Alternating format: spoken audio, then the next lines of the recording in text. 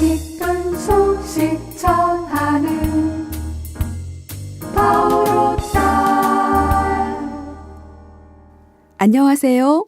책 읽어주는 수녀 성바오로 딸 수도회 강소영 마리아 수녀입니다. 여러분은 행복하게 살고 싶으신가요? 그건 우리 모두의 바람일 겁니다. 그런데 행복이라는 것은 도대체 우리 손에 쥐어지는 것 같지가 않죠? 오늘 와타나베 가즈코 수녀님이 지은 나답게 행복하게라는 바오로 딸에서 나온 책으로 우리가 어떻게 행복하게 살 수 있는지 한번 알아보았으면 합니다. 나를 위한 용서. 용서는 다른 사람을 위해서도 필요하지만 나 자신을 살리기 위해서도 필요합니다. 교황 요한 바오로 2세는 말씀하셨죠. 용서할 때 자유로워지고 해방됩니다. 용서할 때 비로소 미래를 창조적으로 개척해 나갈 수 있습니다. 용서하지 않으면서 자유로울 수는 없습니다. 교황님은 그 이유를 다음과 같이 말씀하셨어요. 용서하지 못하는 사람은 오히려 지배를 받고 있는 것입니다. 참 재미있는 말이지요. 용서하지 않는 사람이 우위에 있는 것처럼 보이지만 실은 용서를 하지 않겠다는 집착에 얽매여서 상대에게 지배를 당한다는 의미입니다. 결국 자기 자신의 주인이 될 수 없지요. 어떤 사람이 파티에 참석했을 때 일어난 일입니다. 한창 즐거운 시간을 보내는데 갑자기 한 남자가 고의로 치고 가는 바람에 손에 들고 있던 샴페인을 옷에 쏟고 말았습니다. 이렇게 무례할 수가. 내가 뭘 잘못했다고. 이렇게 생각하면서 고개를 들어보니 그 남자는 다른 사람들에게도 일부러 부딪히며 지나가더랍니다. 그제야 그 사람은 아, 이건 내가 아니라 저 남자 문제구나 하고 생각을 바꾸어 마음을 가라앉혔답니다. 내 잘못으로 일어난 일이면 관여해야 하지만 그렇지 않다면 이건 상대방의 문제다 라고 생각하며 분리하는 것이 중요합니다. 이렇게 스스로 마음의 평화를 지키는 것은 나에게 불합리한 행동을 하거나 무례한 말을 하는 사람을 용서할 수 있는 것과 아주 관계가 깊기 때문이지요. 이 말에 이렇게 질문할 수도 있습니다. 그럼 상대방을 무시하면 되는 건가요? 어떤 의미로는 그렇게 해석할 수 있겠지요. 하지만 저런 녀석은 그냥 내버려 두는 게 상책이야 같은 무시가 아니라 저 사람 때문에 내 마음이 혼란할 이유가 없어 라고 거리를 두는 것입니다. 마음이 흐트러진 것도 억울한데 소중한 시간까지 낭비할 수 없기에 내 마음을 지키는 방법입니다. 결국 누군가의 지배를 받지 않는 자기 해방을 위한 것일지도 모르겠습니다.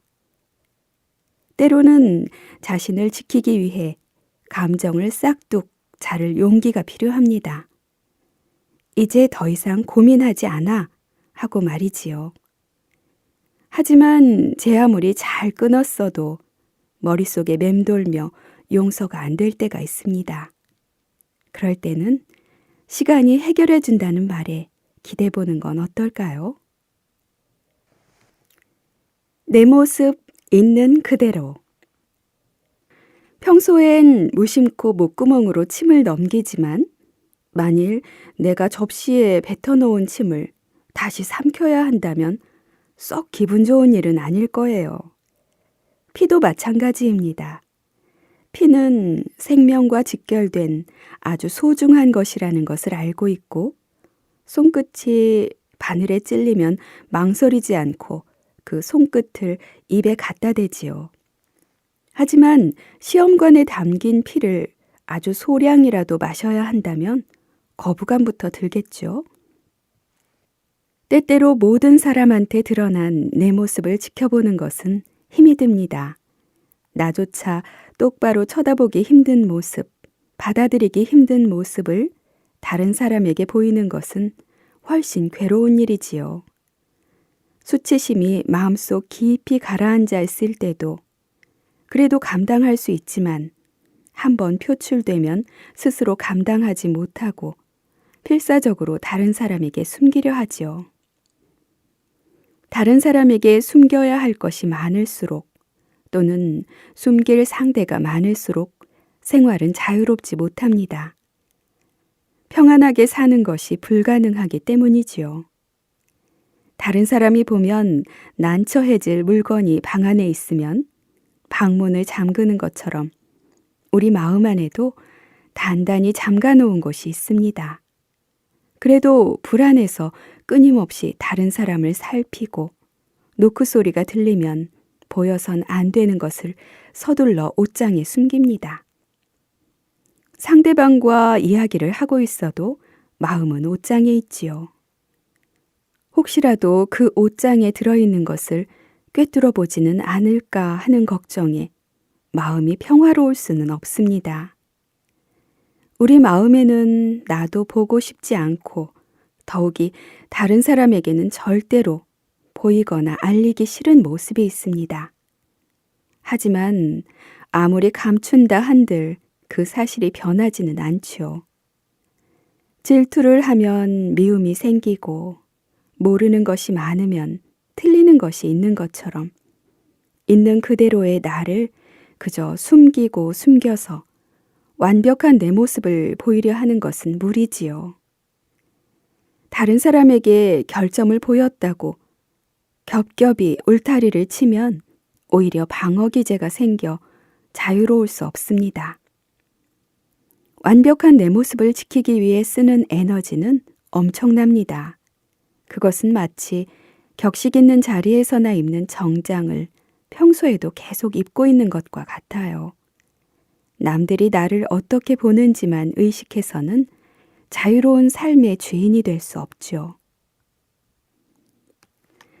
따뜻한 공감. 좋은 인간관계를 유지하는 비결에 그랬구나 라고 상대방의 말을 반복하는 방법이 있습니다. 예를 들면 남편이 퇴근하고 집에 와서 오늘은 좀 피곤하네 라고 말하는데 모르는 척하거나 흘려들으면서 나도 하루 종일 바빴어 라고 자기 말만 한다면 두 사람은 원만한 관계를 유지하기 어렵겠지요. 그럴 때는 많이 피곤하구나 라고 상대방의 기분을 있는 그대로 받아들여 주는 것이 중요합니다. 친구가 나 해외여행 갔다 왔어 라고 말할 때 나도 갔다 왔는데 하며 할 말이 없게 만들거나 누구랑 어디로 라고 되묻는 것은 좋은 방법이 아닙니다. 아, 여행 다녀왔구나 라고 친구가 한 말을 그대로 반복하면서 공감해 주는 것이 진정한 배려지요. 우리는 곧잘 나만 생각해서 공감하기도 전에 먼저 내 주장을 하곤 합니다. 상대방이 느끼는 것을 그대로 받아들이기 전에 나는 아닌데 또는 나라면 이라면 비교하죠. 내가 느껴보지 못한 것은 공감할 수 없기 때문에 잘 공감하기 위해 두루두루 경험해 보는 것이 중요해요. 단, 아무리 비슷한 경험이라도 다른 사람이 느낀 감정과 내가 느낀 감정은 똑같지 않다는 것을 유념해야 합니다. 아이를 잃은 경험이 있는 사람은 아이를 잃어 슬퍼하는 사람의 마음을 다른 사람보다 잘 공감할 수 있습니다. 하지만 각자의 경험은 특별하기에 똑같지는 않겠지요. 똑같은 경험은 할 수 없다는 깨어있는 의식과 더불어 내 경험을 통해 조금이나마 상대를 이해하려는 따뜻한 마음이 필요합니다.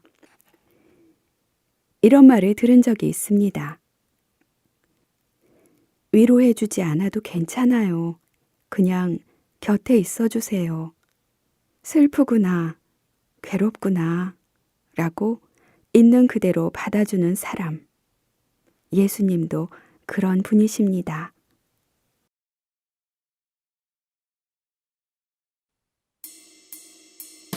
기쁜 소식